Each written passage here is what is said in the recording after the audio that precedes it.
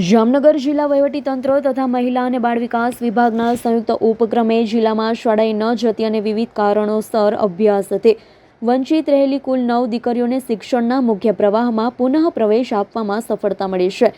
આ દીકરીઓના ઉજ્જવળ ભવિષ્ય અને શિક્ષણના અધિકારને સુનિશ્ચિત કરવા માટે જિલ્લા કક્ષાએ વિશેષ પ્રયાસ હાથ ધરવામાં આવ્યા છે.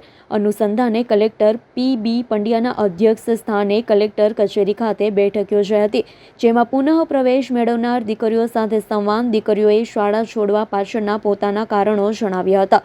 સંબંધિત અધિકારીઓએ તેમના પ્રશ્નો અને પડકારોને ધ્યાનપૂર્વક સાંભળી જરૂરી સહાય અને માર્ગદર્શન આપવાની ખાતરી વ્યક્ત કરી હતી.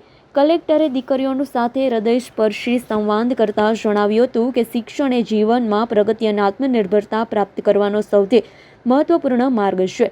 દરેક દીકરીને પોતાના સપનાઓ સાકાર કરવાની સમાન તક મળવી જોઈએ અને તે માટે શિક્ષણ અત્યંત આવશ્યક છે. દીકરીઓને નિયમિત રીતે શાળામાં હાજરી આપી અભ્યાસ ચાલુ રાખવા, આત્મવિશ્વાસ સાથે આગળ વધવા, સમાજ માટે પ્રેરણારૂપ બનવા અનુરોધ કર્યો હતો. આ પ્રસંગે કલેક્ટર અને જિલ્લા વિકાસ અધિકારી શ્રીના હસ્તે તમામ દીકરીઓને શૈક્ષણિક કીટનું વિતરણ કરવામાં આવ્યું હતું. જામનગર મહિલા અને બાળ અધિકારીની કચેરી દ્વારા બાળકીઓના શિક્ષણને પ્રોત્સાહન આપવા, શાળા છોડનાર બાળકોની ઓળખ કરી તેમને પુનઃ શિક્ષણ સાથે જોડવા તથા કોઈપણ બાળક શિક્ષણથી વંચિત ન રહે તે માટે સતત પ્રયત્નો કરવામાં આવી રહ્યા છે.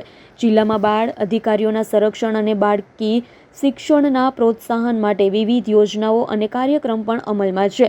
આ બેઠકમાં જિલ્લા વિકાસ અધિકારી, મહિલા અને બાળ અધિકારી Pooja Dodiya, Sakhi one stop centre, preventive rescue centre, district hub for empower વિમેનના સભ્યો ઉપસ્થિત રહ્યા હતા. હર્ષલ ખંડેડિયાનો રિપોર્ટ, S9 ન્યૂઝ, જામનગર.